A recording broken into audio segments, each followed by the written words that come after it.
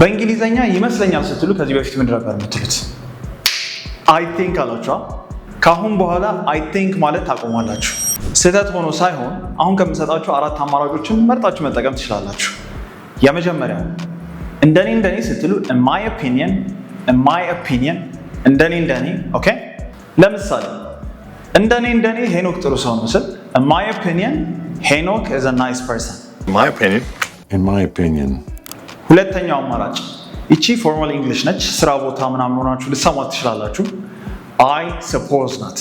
I suppose ይመስለኛል ማለት ነው። I suppose ወይም ደግሞ ስገምት እያላችሁ ነው። ኦኬ ለምሳሌ ስገምት እህትህ ናት መሰለችኝ ስትሉ I suppose she is your sister.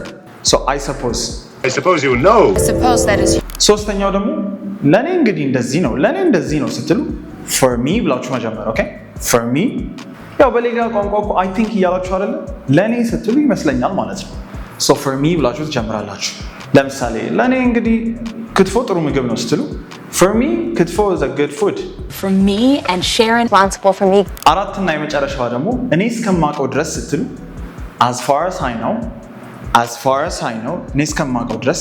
ለምሳሌ as far as I know she's a good teacher ካልኳችሁ እኔ እስከማውቀው ድረስ እሷ ጥሩ አስተማሪ ናት እያልኳችሁ ነው። As far as I know. And as far as I know, ካሁን በኋላ I think እንትታችሁ የትኞቹ ነው የምትጠቀሙት?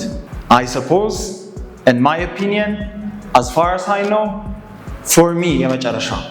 እንደዚህ አይነት ትምህርቶች ደግሞ ቴሌግራም ላይ ከቲክቶክ በፊት ቀድሞ እንዲደርሷችሁ የምትፈልጉ ሰዎች ኮመንት ላይ yes በሉኝና እዚህ ላይ በምታዩት የቴሌግራም ዩዘር ኔም ፈልጉኝ።